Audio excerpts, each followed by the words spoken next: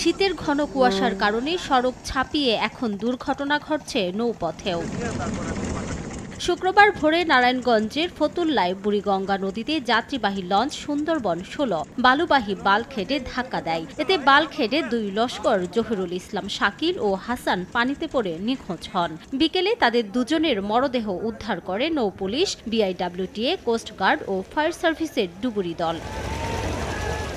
ফরিদপুরে পদ্মা নদীতে বাল্কহেড থেকে পড়ে দুদিন ধরে নিখোঁজ এক শ্রমিক। দুপুরে তৃতীয় দিনের মতো চর ভদ্রাসনে অভিযান চালায় ফায়ার সার্ভিস কর্মীরা। প্রচণ্ড ঠান্ডা ও নদীর পানির গভীরতা প্রায় ৩৮ ফুট হওয়ায় উদ্ধার কাজে বেগ পেতে হচ্ছে তাদের। ২৪ ডিসেম্বর বাল্কহেডে কাজ করার সময় অসাবধানতাবশত আরিফ হোসেন পদ্মা নদীতে পড়ে যান।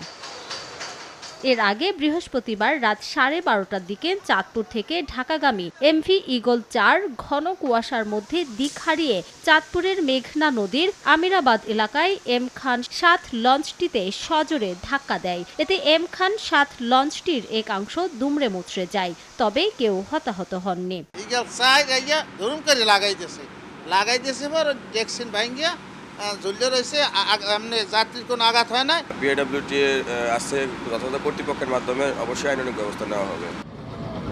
এদিকে ঘন কুয়াশায় দুর্ঘটনা এড়াতে মানিকগঞ্জের পাটুরিয়া, দৌলতদিয়া ও আরিচা, কাজিরহাট এবং ধাওয়াপাড়া, নাজিরগঞ্জ নৌরুটে ৯.৫ ঘণ্টা বন্ধ থাকে ফেরি চলাচল।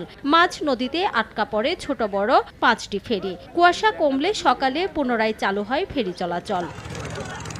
বৃহস্পতিবার সন্ধ্যায় রাঙ্গামাটির কাপ্তাই হ্রদের শিলছড়িমুখ এলাকায় পর্যটকবাহী বোট ডুবি হয়। পরে অন্য কয়েকটি বোট এসে ২২ জনকে উদ্ধার করে। রিমু সিদ্দিক, সময় সংবাদ।